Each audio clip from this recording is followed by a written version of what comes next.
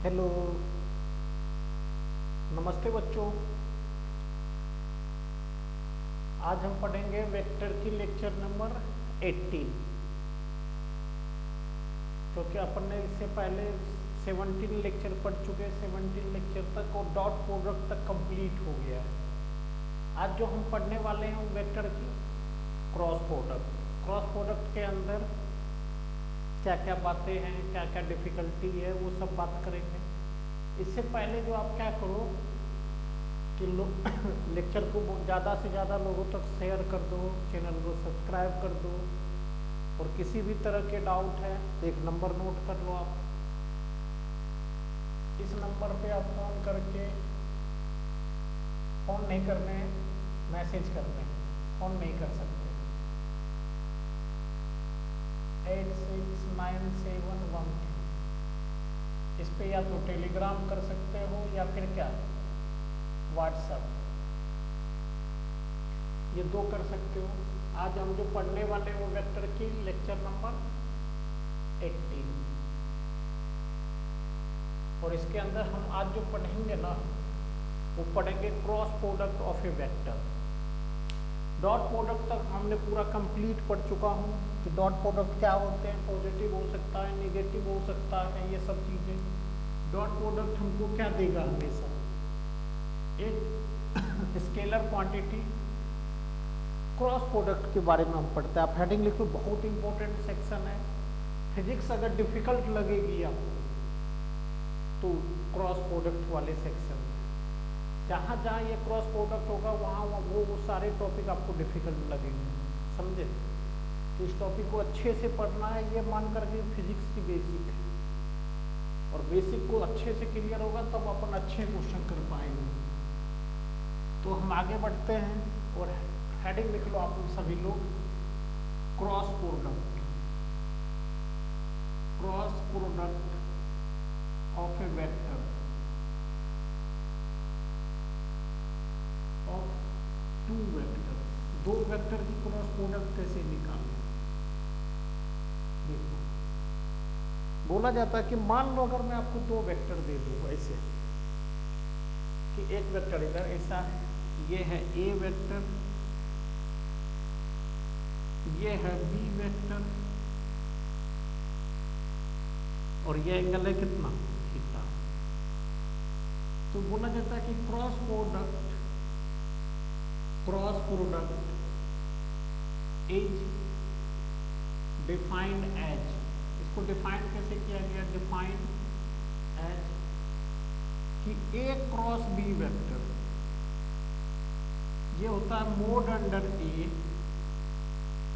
Mode under b sine theta. और इधर से मैं अच्छे से लिखता हूँ, एक और चीज है जो इस पूरे टॉपिक को डिफिकल्ट बनाता है, वो है एन। ध्यान से देखो, क्रॉस प्रोडक्ट को डिफिकल्ट ये नहीं बनाते ये। अगर यहाँ से यहाँ तक की बात करूँ ना मैं, ये तो स्केलर ही है, देखना इधर मैग्नीट्यूड भी, ये स्केलर, ये स्केलर, ये स्केलर, तो ये एक स्केलर क्वांटिटी। बट ये एन कैप जो है ना, ये यूनिट वेक्टर है। यूनिट वेक्टर ये डिफिकल्ट बना देता है, क्योंकि स्केलर में डील करना अभी तक वेक्टर पढ़ करके हमने सीख चुके हैं। स्केलर में डील करना आसान है, वेक्टर में जो सोचना पड़ता है ना एक्स्ट्रा, वो डिफिकल्टी में डालता है। तो ये एन कैप जो है यूनिट वेक्टर है, पहले तो आप इसको नोट कर लो, क्योंकि हम पहले डायरेक्शन पे पूरा चर्चा कर लेंगे कि हम ए क्रॉस बी वेक्टर की डायरेक्शन कैसे निकालें, समझ गए? क्योंकि डायरेक्शन निकालना सीख जाओगे तो फिर ये लिखना कोई बड़ी बात नहीं, ये आसानी से लिखा जा सकता है। ये वाला टर्म समझ गए, ये वाला टर्म आसानी से लिख सकते, इसमें दिक्कत आती है यूनिट वेक्टर लिखने में। इसमें डायरेक्शन में बच्चे गलती कर देते। याद करो, यूनिट वेक्टर पीछे पढ़ाया हमने। यूनिट वेक्टर में क्या सीखे थे कि यूनिट वेक्टर जब किसी स्केलर में मल्टीपल होता है तो इस पूरे क्वांटिटी को, स्केलर को एक वेक्टर बना देता है। तो यहाँ से एक दो बात तो एकदम क्लियर है क्या, कि ए क्रॉस बी वेक्टर क्या होगा, स्केलर क्वांटिटी या वेक्टर क्वांटिटी? एक स्केलर को अगर किसी यूनिट वेक्टर से मल्टीपल करते हैं तो उस पूरे क्वांटिटी को वेक्टर बना देता है, जबकि डॉट प्रोडक्ट में ऐसी कुछ बात नहीं थी। डॉट प्रोडक्ट सीधा का सीधा क्या था, स्केलर क्वांटिटी। मैं लिख देता हूं, क्रॉस प्रोडक्ट इज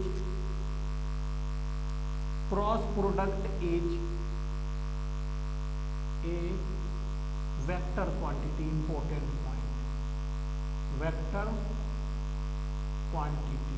अगर मेरे से कोई पूछे कि बताओ मुझे ए क्रॉस बी वेक्टर की मैग्नीट्यूड क्या हो, ध्यान देना अभी डायरेक्शन की बात नहीं कर रहे हैं, मैग्नीट्यूड की।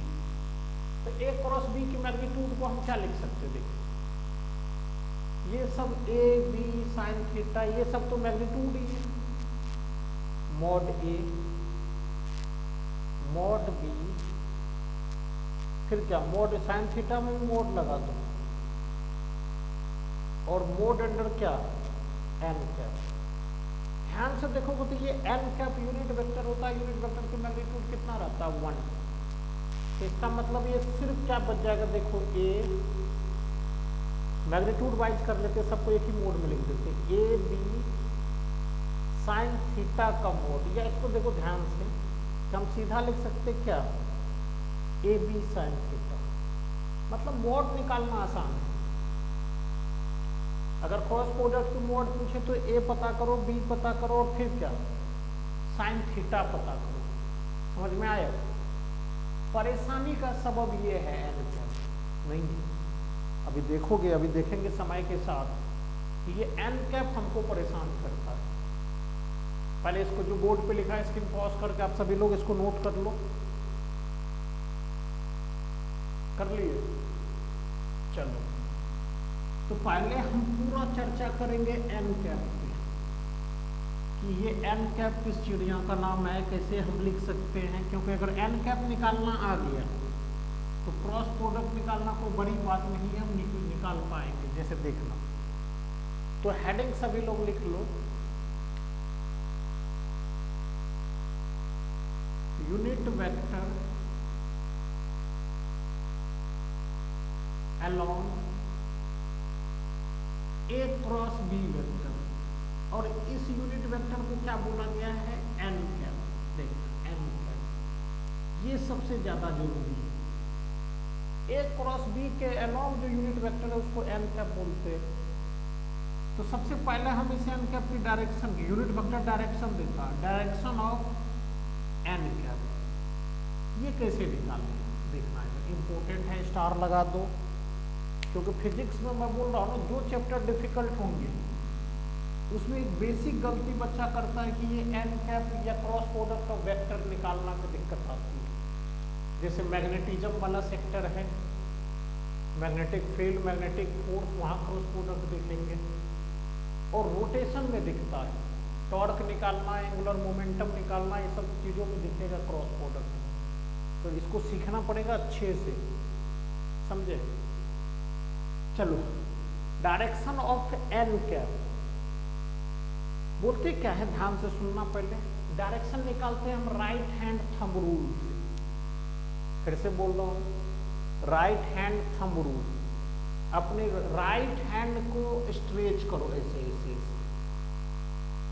ऐसे स्ट्रेच करो कि 4 फिंगर एक तरफ से रहना चाहिए, ऐसा जैसे मेरा है। अगर ऐसे स्ट्रेच किए हैं राइट हैंड को, इसको रखो पहले वेक्टर पे, इधर देखना रखता हूं, ए पे रख करके बी के तरफ मोड़ो। हम किधर जा रहे हैं, देखो ये तुम्हारी तरफ जा रहे हैं कि नहीं, ऐसे ए पे रख करके बी को मोड़ो, तो ये किधर की तरफ जा रहा है, तुम्हारी तरफ। तो बोला जाता है कि ए क्रॉस बी वेक्टर होगा ऐसे, तुम्हारा ऐसे बाहर की तरफ, इस बोर्ड से बाहर की तरफ, इस बोर्ड से बाहर की तरफ। तो मैं लिख देता हूं यहां पे, direction of n cap is given by right hand thumb rule, right hand thumb rule, समझे, राइट हैंड थंब रूल। अब ये तुम बोलोगे ये किस चिड़िया का नाम है, राइट हैंड थंब रूल कहाँ से आए, ये निकालना हमको आना चाहिए। अगर ये निकालना आएगा तो हम सीख सकते हैं। तो सबसे पहला हेडिंग हम लिख लेते हैं राइट हैंड थंब रूल को। Right hand thumb rule, thumb rule, ध्यान रखना कौन से हाथ लेने हैं, राइट हैंड। नहीं तो क्या होता है कि बच्चों के हाथ में पेन होते, तो जनरली जो बच्चे नोट करते हो किससे, राइट हैंड से, तो जल्दबाजी में क्या करता है, लेफ्ट हैंड को स्ट्रेच करता। नहीं, राइट हैंड को लेने वो डायरेक्शन अपोजिट आ जाएगा उससे। राइट हैंड थंब रूल बोलता है कि अगर A क्रॉस B वेक्टर की आपको डायरेक्शन चाहिए तो ये जो स्ट्रेच करो अपने राइट हैंड के फिंगर को कुछ ऐसा ऐसा। मैं कोशिश करता हूँ बनाने की, मेरी ड्राइंग उतनी अच्छी नहीं है। ये अंगूठा वाला है,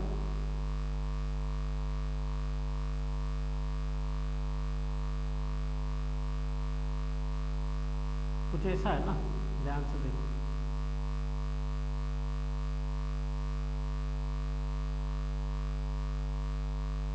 देख लो, ड्राइंग को समझो, समझने से मतलब है। ये थंब है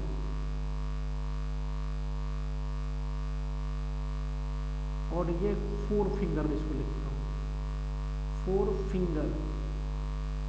जो रिमेनिंग 4 फिंगर है, अंगूठा को छोड़ करके जो रिमेनिंग 4 फिंगर है वो है।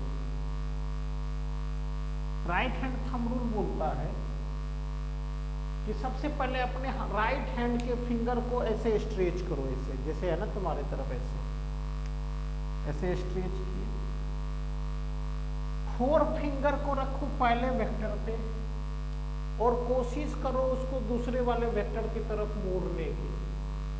अब जो स्ट्रेच्ड थंब होगी वो देगा direction of A cross B vector. मैं पूरा लिख देता हूं, stretch the all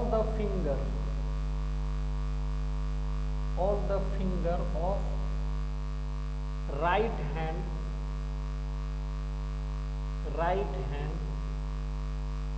according to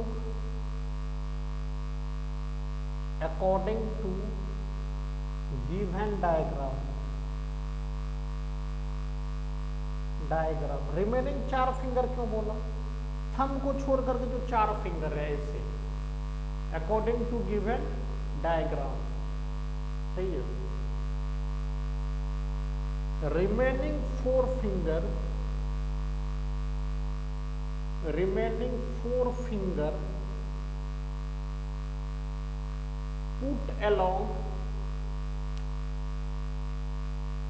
put along the first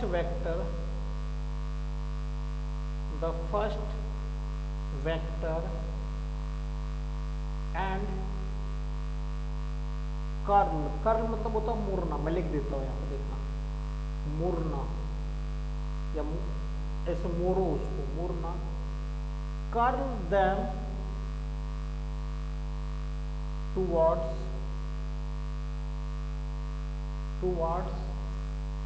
the second vector,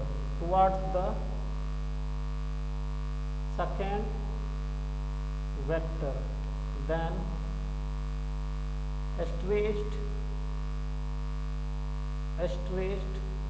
thumb,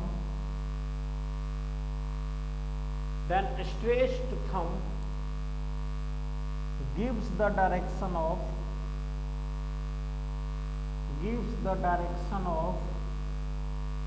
A cross B बोल दो इसको, या फिर क्या, और N कैप, या तो A क्रॉस B की डायरेक्शन बताएगा या फिर किसकी, N कैप की, सही है। अभी देखो लैंग्वेज पढ़ोगे तो थोड़े इधर उधर समझ में कम आ सकते हैं, बट मैं करके बताऊंगा एक एक क्वेश्चन को। तो सबसे पहला चीज जो बोल रहा हूँ, अपने राइट हैंड की फिंगर को ऐसे स्ट्रेच करने, इससे कर लिए, अभी करो मेरे साथ में। इस फिंगर को ऐसे रखना है, 4 फिंगर को ऐसे रखना पहले वाले वेक्टर में, और इसको मोड़ो बी के तरफ। अब कोई बच्चा ये सोच सकता है कि सर हम ऐसे भी तो रख सकते हैं ना, रख लो। क्या ऐसे रख करके तुम ऊपर की तरफ मोड़ पाओगे? मुड़ेगा क्या ये? नहीं। इसका मतलब ऐसे ही नहीं रखने, कुछ इस तरह से रखने ताकि हम बी के तरफ मोड़ पाए, और बी के तरफ मोड़ने पे जो स्ट्रेट थंब है वही डायरेक्शन बताएगी किसकी? ए क्रॉस बी की। समझ में आया?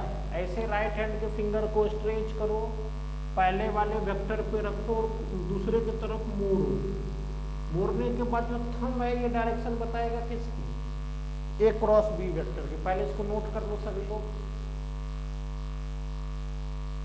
कर लिए? चलो अब कुछ क्वेश्चन करते हैं। वो इस क्वेश्चन में सिर्फ आपको डायरेक्शन बताने हैं। अभी हम सिर्फ डायरेक्शन के जितने भी क्वेश्चन हो सकते हैं, आगे डिफिकल्ट आसान सब तरह के क्वेश्चन कर लेंगे। इधर देखना,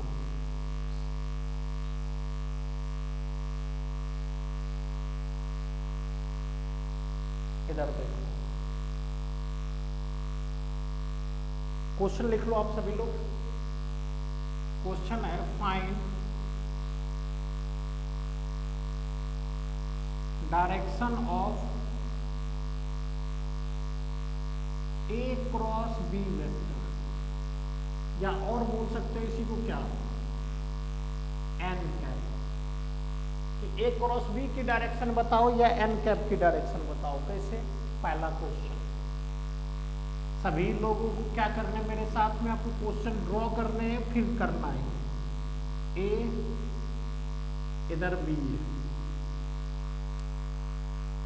तुम बताओ मुझे ए क्रॉस बी किधर होगा? क्या बताया था? देखो पहले क्वेश्चन लिख लो सभी लोग, नोटबुक पे छाप लो। छापने में तो ऐसे आगे है क्या सर, है कि नहीं? छापने में मजा आता है, इसको छाप लो। छाप लिए? चलो अपने राइट हैंड के फिंगर को स्ट्रेच करो, पहले पर रखो और दूसरे की तरफ मोड़ो। थंब किधर जा रहा देखो तो, बाहर। थंब किधर जा रहा? बाहर। तो मतलब ए क्रॉस बी किधर है? बाहर की तरफ। ऐसे ये वाली डायरेक्शन है, ये डायरेक्शन है ए क्रॉस बी की, या एन कैप बोल देंगे हम। चलो दूसरा क्वेश्चन, कि नीचे ए है और इधर है, नीचे ए है और इधर कहीं है बी वेक्टर। पहले इसको भी छाप लो, इसको भी छाप लो। छाप लिए? चलो हमको क्या करना है कि ए पे फिंगर को रखना, स्ट्रेच के राइट हैंड को ए की तरफ रखो। क्या बी की तरफ मोड़ पाएंगे? नहीं। ऐसे मोड़ पाएगा क्या कोई? नहीं। तो इसको पलट लो, देखो ए की तरफ रखे और बी की तरफ मोड़ पा रहे हैं, ए की तरफ रखे और बी की तरफ मोड़ पा रहे हैं, ए की तरफ रखे और बी की तरफ मोड़ पा रहे हैं। तो यह इसका मतलब एक यहाँ पे जो एन कैप वेक्टर है ये किधर की तरफ है? अंदर। अच्छा ये दो डायरेक्शन के बारे में जिस बच्चे को नहीं पता या पिछला लेक्चर नहीं किया मैं लिख देता हूँ। अगर सर्कल के अंदर डॉट है तो इसका मतलब होता है परपेंडिकुलर आउटवर्ड। अगर सर्कल के अंदर क्रॉस है तो इसका मतलब होता है क्या? Perpendicular inward. सही है। सर्कल के अंदर डॉट है तो परपेंडिकुलर आउटवर्ड, सर्कल के अंदर क्रॉस है तो परपेंडिकुलर इनवर्ड। ये किधर की तरफ डायरेक्शन है? इनवर्ड की तरफ। सही है, लिख लो जल्दी।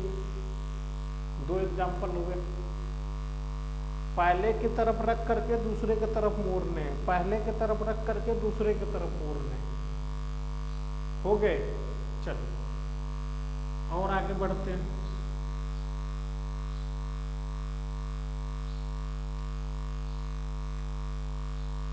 ये ए है, ये बी है। अब करो तो, अभी भी क्या कर रहे? टेल एक साथ रखो तब पता लगेगा कि ये तो ए है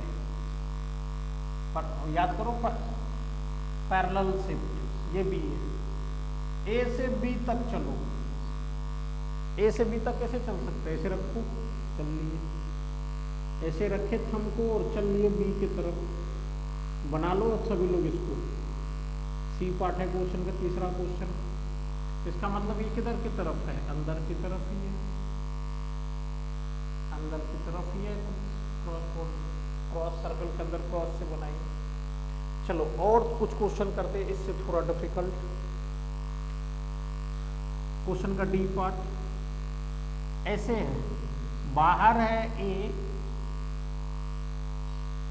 और ऐसा है बी। ड्रॉ करो। बाहर ए का मतलब ऐसा ऐसा, ये मार्कर को देखो, इधर की तरफ है ए, इधर की तरफ, सही है, और इधर की तरफ है बी। सोच के बोलो कैसा होगा? ए ऐसा ऐसा ऐसा, बाहर की तुम्हारे तरफ ए है, ऐसा ऐसा, और बी की तरफ मोड़ो। थंब किधर जा रहा है? इधर इधर। ए है बाहर की तरफ, वो बी की तरफ मोड़ो, थंब इधर जा रहा है, तो इसका मतलब है कि इधर की तरफ होगा। बनाते चलो मेरे साथ में। एक चीज ध्यान रखना, ये हमेशा 90 का एंगल बनाएगा, ये एंगल 90 का रहेगा। इधर की तरफ ही है क्या? ए क्रॉस बी वेक्टर। जल्दी लिख लो, ये समझ में आए कि नहीं? देख लो इधर ए बाहर है, ऐसा ऐसा ऐसा। देखो मैं बनाता हूँ, ये है ए, ये तुम्हारे तरफ है ए, ये है बी। ए की तरफ रखोगे, बी की तरफ मोड़ेंगे, ए की तरफ रख करके बी की तरफ मोड़ो। थंब इधर जा रहा है कि नहीं? ए की तरफ रखे हैं, बी की तरफ मोड़ो, थंब इधर जा रहा है। समझ गए? चलो अब तो सिर्फ ड्रॉ कर रहे हैं, और देख लेते 2-3 एग्जाम्पल,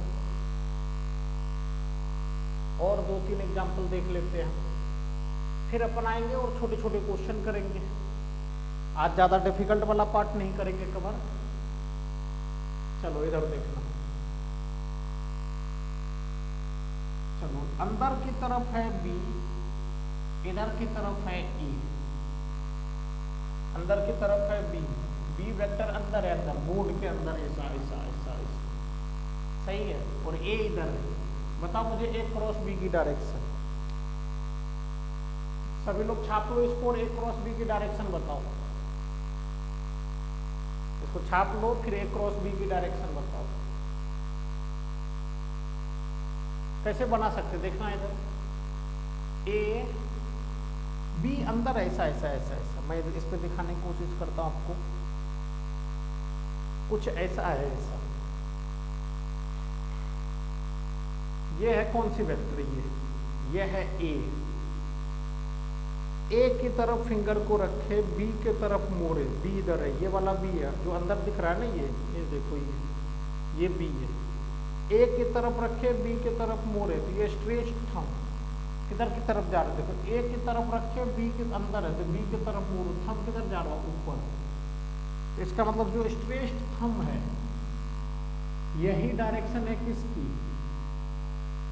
ए क्रॉस बी वेक्टर। चलो और एक देख लेते हैं। ऐसा है ए, और इधर ऊपर की तरफ है बी। अब इसमें बता दो तो, ऐसा है ए और ऊपर की तरफ है बी, किधर की तरफ होगा? सोचो तो। ए कैसा है? ऐसा। बी ऐसा है बाहर। बी इसका सर्कल के अंदर डॉट है, जिसका मतलब बाहर परपेंडिकुलर आउटवर्ड, ऐसा है बी। तो क्या करना? ए की तरफ रखना है फिंगर को, बी की तरफ मोड़ना है, तो देखो थंब किधर जा रहा है? इधर की तरफ जा रहा है कि नहीं? तो मतलब ये वाली वो डायरेक्शन है किसकी? ये वाला वो डायरेक्शन है किसकी? ए क्रॉस बी। एक चीज जो नोटिस करने वाली है ना, इधर देखना, ए क्रॉस बी ए के यहाँ पे भी परपेंडिकुलर है, यहाँ पे भी परपेंडिकुलर। अच्छा बी के भी परपेंडिकुलर है। ए क्रॉस बी ऊपर है और बी अंदर है, यहाँ पे भी देख लो, बी ऊपर है और ए क्रॉस बी इधर है, तो यहाँ पे भी एंगल कितना है? 90 का। अभी बाद में लिख भी देंगे, पहले इसको नोट कर लो आप सभी लोग। कर लिए ए क्रॉस बी। चलो पहले तो एकदम बच्चों वाले क्वेश्चन लिखते हैं, फिर अपन थोड़ी डिफिकल्टी पे आएंगे। बच्चों वाले क्वेश्चन क्या है, हम सब बच्चे ही है, नहीं है क्या? बच्चे ही है हम सब, बट धीरे धीरे पढ़ करके बड़े होंगे, समझे कि नहीं? तो सबसे पहले यहां पे एक क्वेश्चन लिखते हैं कि इफ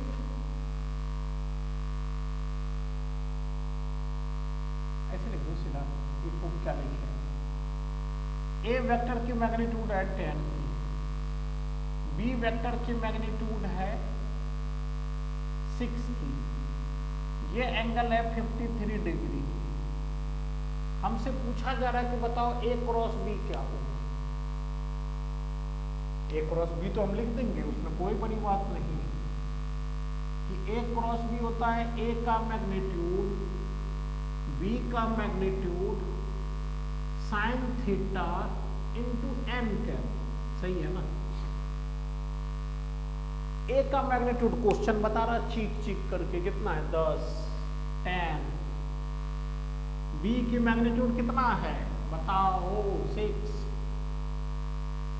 साइन कितना का 53 का इंटू एन कैप, तो 10:6 60, साइन 53 होता है 4/5 एन कैप।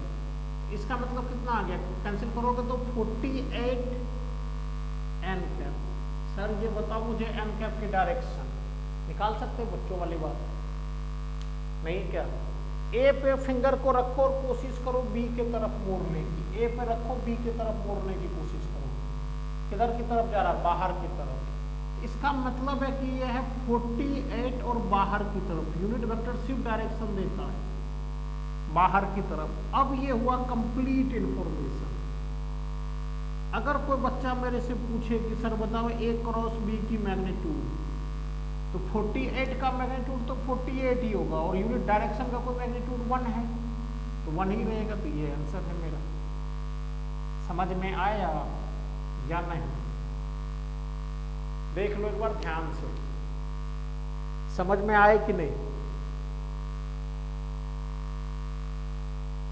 चलो आ गए होंगे। सिंपल सी बात है कि ए क्रॉस बी को लिखेंगे a b sine theta into क्या एन कैप।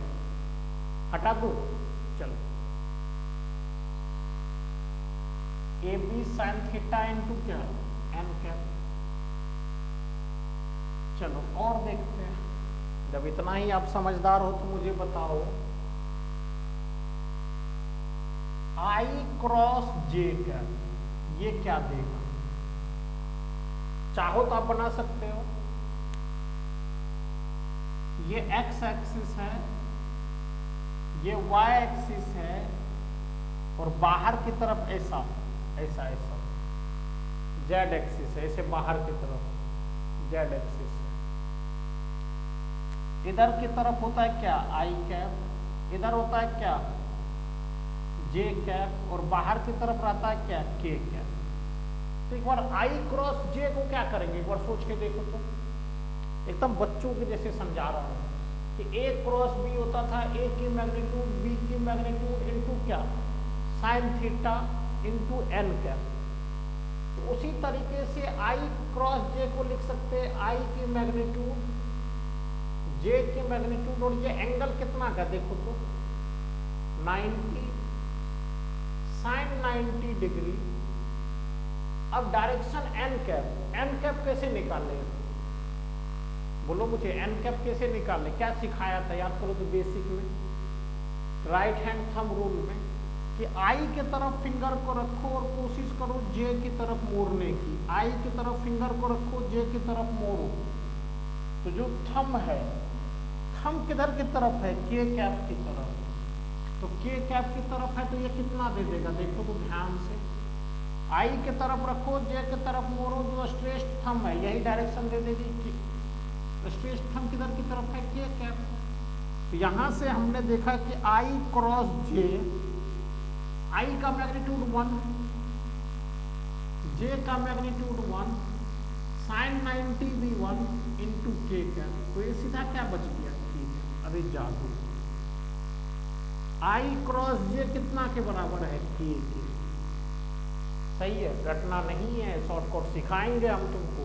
बहुत सारे बच्चों ने बहुत सारी जगहों पे शॉर्टकट भी सीखा होगा, बट लॉजिक के साथ समझ करके पढ़ेंगे तो लंबा समय तक याद रहता है। समझे क्या? नोट कर लिए? चलो, जब आप इतना समझदार हो तो बताओ मुझे, एक एक करके लिखते जाता हूं। ये ए है, या पहला नंबर दे दो इसको, सेकेंड में है। चलो, के क्रॉस जे कैप बताओ तो क्या होगा? के क्रॉस जे कैप, के क्रॉस जे कैप, देखो ध्यान से,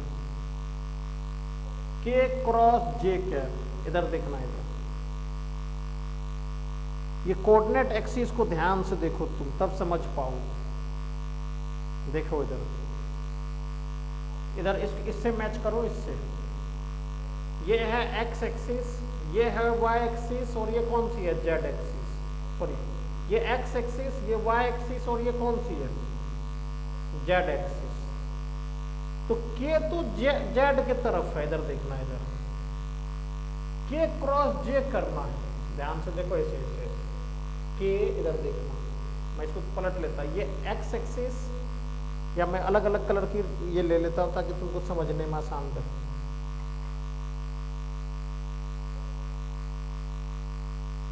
चलो देखो, इधर जो ब्लू है ये है एक्स एक्सिस, जो ब्लैक है इधर देखो, जो ब्लैक है ये है कौन सी? जेड एक्सिस, और जो रेड वाली है ये कौन सी है? Z axis. जो रेड वाली है वो कौन सी है? सॉरी, रेड वाली जो है वो कौन सी है? Y axis. इधर देखो, ब्लू वाला है एक्स एक्सिस, रेड वाली है वाई एक्सिस, और ब्लैक वाली है कौन सी? Z axis. क्वेश्चन है के क्रॉस जे, तो के इधर की तरफ फिंगर को रखो, इधर की तरफ, समझे? के में रखे और रेड की तरफ मोड़े, थंब किधर जा रहा है? देखो तो ये प्लस एक्स में जा रहा है कि माइनस एक्स में जा रहा है? प्लस एक्स में जा रहा है कि माइनस एक्स में? माइनस एक्स में। तो ये कौन सी डायरेक्शन होगी? प्लस आई या माइनस आई? माइनस आई। सही है। चलो और देख लेते हैं, और बहुत सारे एग्जाम्पल है, इसको देख लेते हैं क्या क्या कर सकते हैं इसमें। चलो तीसरा में, चलो के क्रॉस माइनस आई बताओ तो क्या लिखा जाएगा? के क्रॉस माइनस आई, सोचो एक बार खुद से, आप 1 मिनट स्क्रीन को पॉज करके सोचो। शॉर्टकट है इसका, हम शॉर्टकट बता देंगे आपको, घबराओ मत, बट एक बार लॉजिक से सोचते हैं। फिर वही कहानी,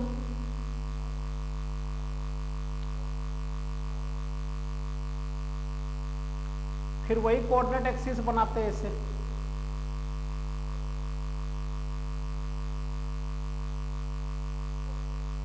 है कि नहीं? देखना इधर,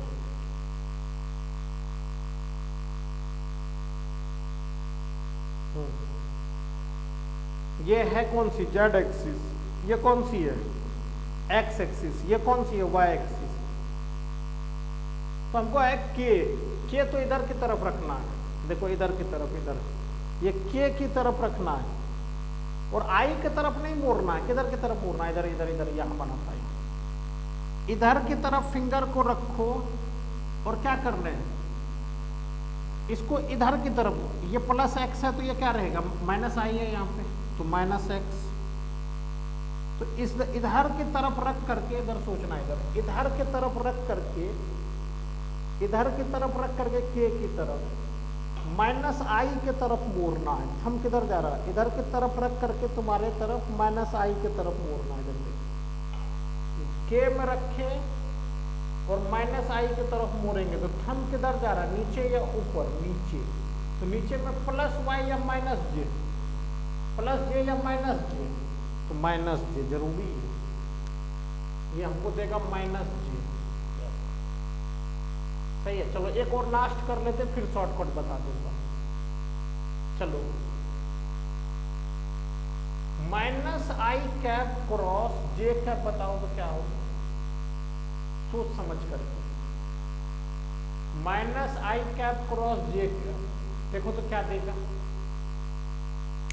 अच्छा ये मैग्नीट्यूड 1 है सबकी, इसलिए सीधा मैं ये वाला आया है ना के कैप, इसलिए आई और के में देख रहे हैं। बताओ माइनस आई कैप क्रॉस जे कैप, माइनस आई कैप क्रॉस जे कैप क्या लिखा जाएगा, सोच के बोलो तो। करते हैं ना हम, सॉल्व करते हैं।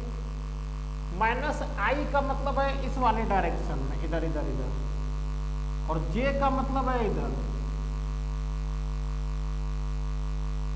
क्या करना है, पहले वाले वेक्टर पे थंब को रखो, फिंगर को रखो, दूसरे वाले की तरफ मोड़ो, तो स्ट्रेट थंब क्या देगा, स्ट्रेट थंब क्या देगा। स्ट्रेट थंब किधर है, अंदर है कि बाहर है, अंदर। अंदर में कौन सी एक्सिस है, जेड है या माइनस जेड है, माइनस जेड। तो यहाँ पे क्या लिखेंगे, माइनस के कैप, समझ गए। अब बात आती है सर इतना कौन करेगा, बहुत मुश्किल है ये, तो मुश्किल तो लग ही रहे कि बार बार फिंगर को रखो और मोड़ो, राइट हैंड लगाना बहुत कठिन हो रहे हैं सर। कुछ इलाज बताओ, क्या है इसका इलाज, ये बीमारी तो नासूर बन गई। इलाज है इसका, इसका शॉर्टकट है जो हम डायरेक्ट बता सकते हैं। बट उससे पहले एक चीज बताना कि अगर मैं आपसे पूछ लूं कि बताओ आई क्रॉस आई ये कितना देगा, सोच करके बोलो, सोच करके।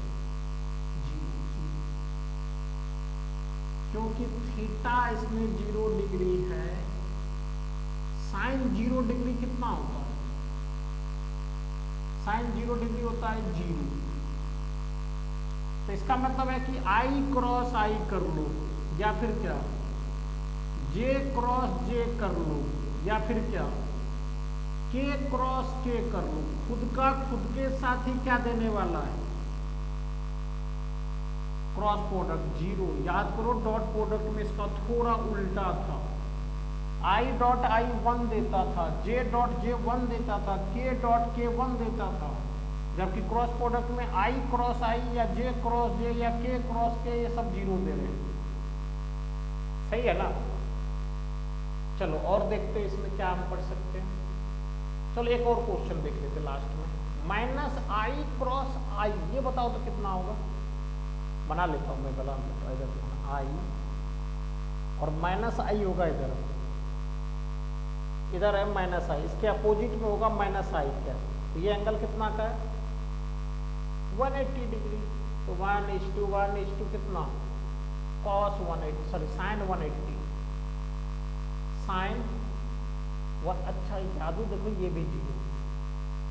माइनस आई क्रॉस आई भी 0 होता है, माइनस जे क्रॉस जे भी क्या होगा 0, माइनस के क्रॉस के भी क्या होगा, माइनस आई क्रॉस आई कर लो, माइनस जे क्रॉस जे कर लो, या और एक लिख देता हूं कि माइनस के क्रॉस माइनस के।